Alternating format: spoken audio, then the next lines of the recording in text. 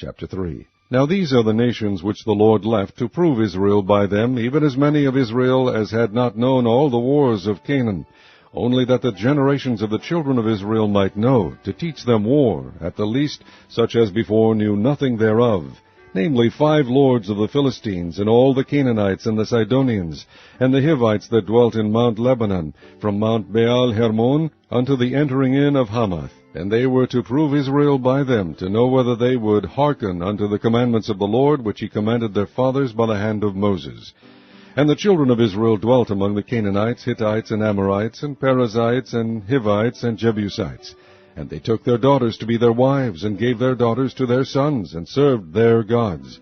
And the children of Israel did evil in the sight of the Lord, and forgat the Lord their God, and served Baalim and the groves. Therefore the anger of the Lord was hot against Israel, and he sold them into the hand of Chushan-Rishathaim, king of Mesopotamia. And the children of Israel served Chushan-Rishathaim 8 years. And when the children of Israel cried unto the Lord raised up a deliverer to the children of Israel, who delivered them, even Othniel the son of Kenaz, Caleb's younger brother. And the Spirit of the Lord came upon him, and he judged Israel, and went out to war. And the Lord delivered Chushan-Rishathaim, king of Mesopotamia, into his hand.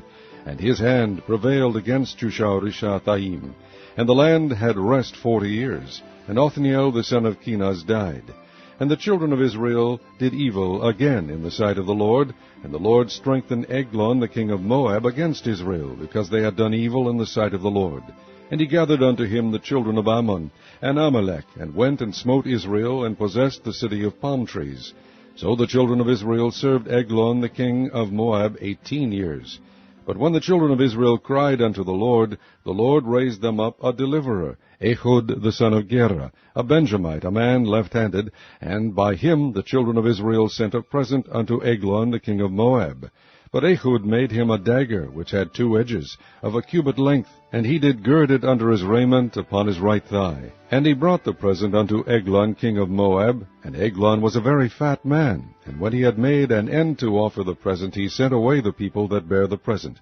But he himself turned again from the quarries that were by Gilgal, and said, I have a secret errand unto thee, O king. Who said, Keep silence. And all that stood by him went out from him. And Ehud came unto him, and he was sitting in a summer parlor, which he had for himself alone. And Ehud said, I have a message from God unto thee. And he arose out of his seat. And Ehud put forth his left hand, and took the dagger from his right thigh, and thrust it into his belly. And the haft also went in after the blade, and the fat closed upon the blade, so that he could not draw the dagger out of his belly, and the dirt came out. Then Ehud went forth through the porch, and shut the doors of the parlor upon him, and locked them. When he was gone out, his servants came, and when they saw that, behold, the doors of the parlor were locked, they said, Surely he covereth his feet in his summer chamber. And they tarried till they were ashamed, and behold, he opened not the doors of the parlor. Therefore they took a key, and opened them, and behold, their lord was fallen down dead on the earth. And Ehud escaped while they tarried, and passed beyond the quarries, and escaped into Seirath. And it came to pass, when he was come, that he blew a trumpet in the mountain of Ephraim, and the children of Israel went down with him from the mount, and he before them. And he said unto them, Follow after me, for the Lord hath delivered your enemies, the Moabites, into your hand. And they went down after him, and took the fords of Jordan toward Moab, and suffered not a man to pass over. And they slew of Moab at that time about 10,000 men, all lusty, and all men of valor, and there escaped not a man.